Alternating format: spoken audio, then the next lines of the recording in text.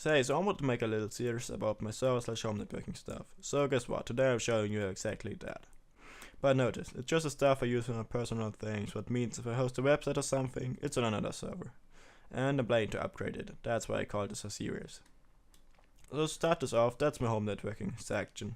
This little Ethernet over powerline thing, which by the way can just transfer about 100 megabits per second, well it's really not much, and that thing connected to a 1 gigabit switch. The other part of the home network is my small little power efficient server. It got a quad-core Intel Celeron, yes I know that's really not much, but believe it or not, it's enough. And 4 gigs of RAM, which can be a little short when you run virtual machines on there. So let's see some good things about that setup. The mainboard processor and RAM bundle cost me about 125 euros. Well, by the way, was pretty much because the RAM prices are or were very high.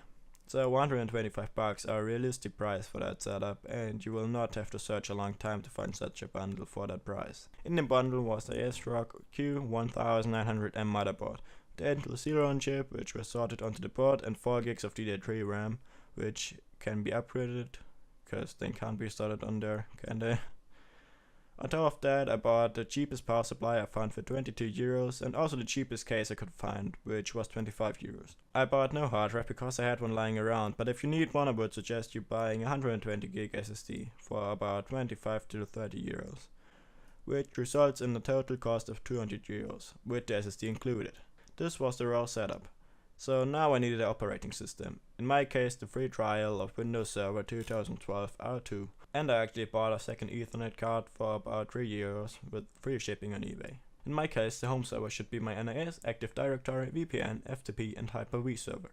Installed operating system on a 180 GB hard drive I built out of a laptop I didn't need anymore. Also the VMs are stored on that boot hard drive, but I really would like to change that.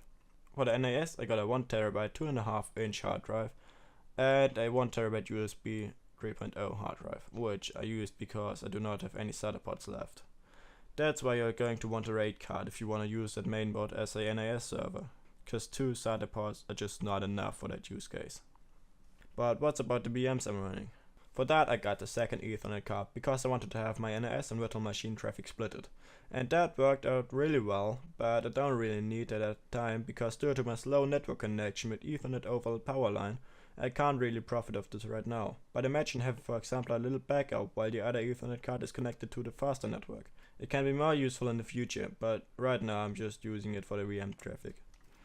I'm only running simple and not necessary VMs on there, such as game or TeamSpeak servers. But I don't really have important stuff that I would need a server for except my NAS and VPN because of school projects and stuff.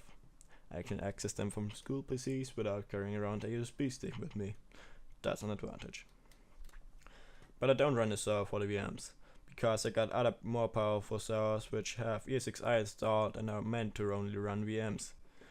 So as I already said, the RAM can be a little short when running VMs. That's why I'm planning to upgrade it to 8 or even 12 gigs of RAM. The VPN connection runs pretty normal and so does the DNS and Active Directory. So I hope you liked that little overview over my home networking / server setup. If you wanna see more of that videos, you can subscribe to my channel and comment what you wanna see next.